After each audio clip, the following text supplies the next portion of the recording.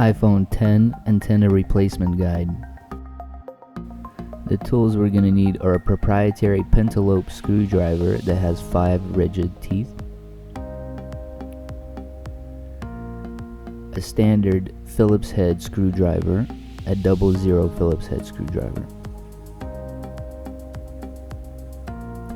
a Y-tip 00, also referred to as a tri-wing screwdriver, a pair of tweezers, a plastic prying tool referred to as a spudger, a suction cup for pulling the screen apart, a triangular pick tool also for separating the screen, and then a metallic prying tool for separating the screen from the phone casing. Finally, we'll need a heat gun or a hair dryer. Make sure that the phone is completely powered down before we begin. Go ahead and flip the phone over, and near the charging port, locate the 2 pentalobe screws. Go ahead and remove the 2 pentalobe screws with the pentalobe screwdriver.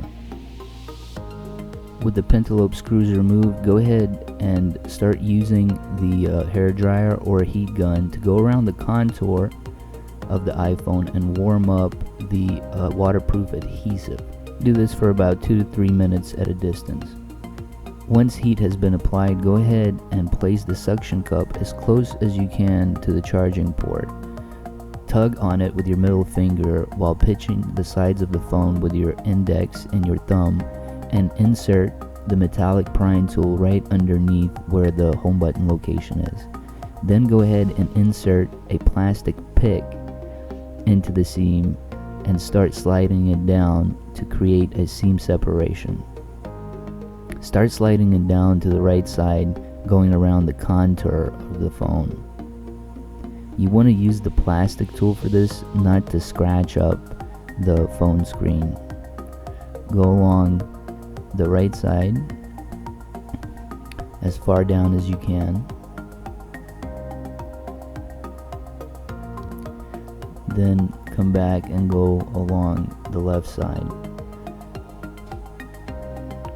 You want to take your time and make this separation carefully. You don't want to scratch or break anything. You should go about the same speed as you see here on video or slower.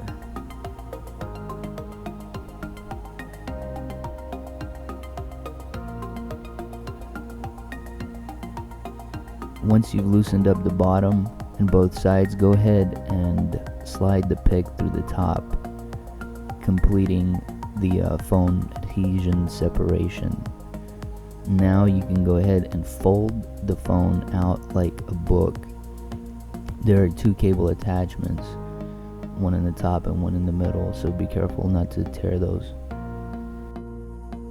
We'll need to remove the cover that's securing all the connections to the screen. Go ahead and remove the 6 tri-wing screws that are securing the cover. Make sure to place them in an orientation in which you will remember where they go back, as they are all different sizes.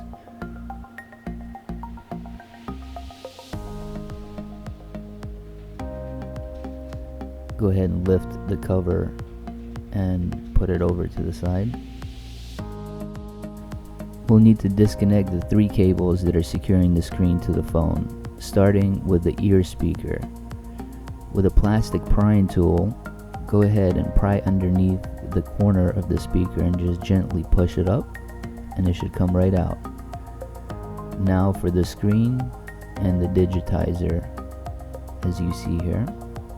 Once separated, you might have to clean up some of the waterproof adhesive around the contour of the edge of the phone. Just peel the adhesive away that has come apart.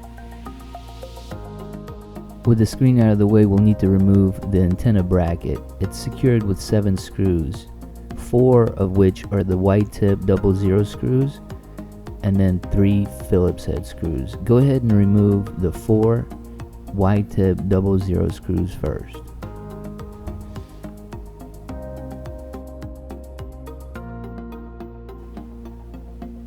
With the 4 Y-tip screws removed, go ahead and remove the Phillips head screw on the left side of the Taptic engine, and then the 2 Phillips head screws on each bottom corner of the antenna. There's one in the bottom right, and then one more on the bottom left side.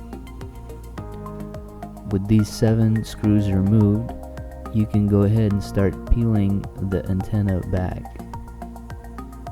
It's still attached to the phone, so just tilt it back and then use a plastic prying tool to pop it out of its socket. Here's what it looks like up close. Reassembly. Place the antenna cover and align its connector with the phone. With a plastic prying tool, go ahead and make sure you click it in and it's a nice and solid connection. This antenna must be reconnected for it to work properly. Go ahead and make sure that that's in. Now tip it right over and push it into its spot. Align all the holes properly. And go ahead and secure the Phillips head screw on the bottom right, and then the Phillips head screw on the bottom left.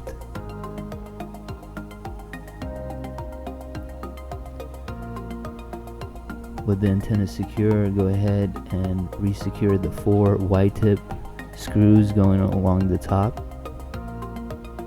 of the antenna.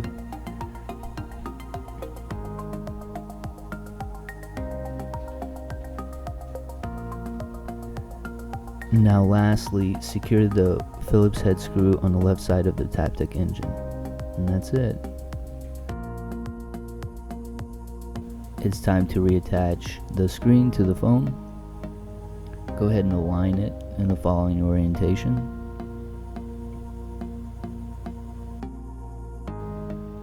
Reconnect the screen display cable and the digitizer cables first. In the middle, go ahead and align it with the socket and gently press it in. Make sure it's correctly aligned before you apply pressure, as you can damage the socket. Do the same for the digitizer. You can use a plastic prying tool to help you apply the pressure.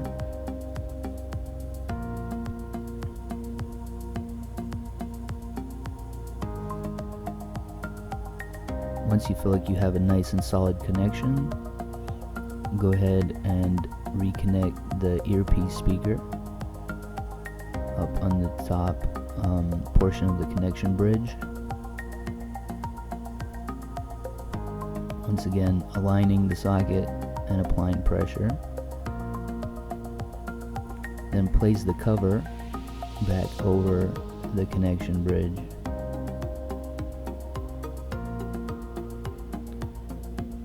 Align it in the following orientation. Now secure it with the 6 tri-wing tip screws.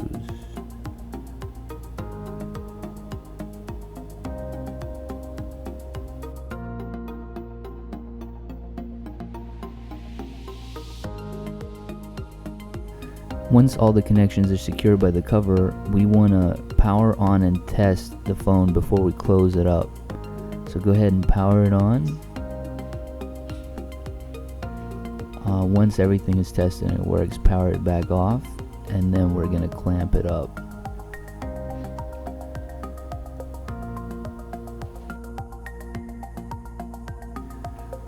Close it carefully, aligning the seam around all the 4 edges, and just start applying minor pressure in the top left corner and start going along the contour of the phone. It should click right in. You shouldn't feel any real resistance. It should just close and clamp up just like you see here. Now make sure to keep going around the outer edges.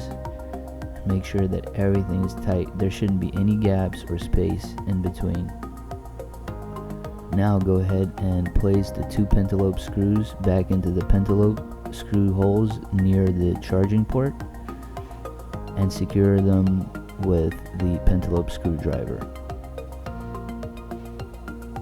Now power up the phone again and you should be good to go. Thanks for watching. Hit like and subscribe and check out more awesome videos at appledollars.com.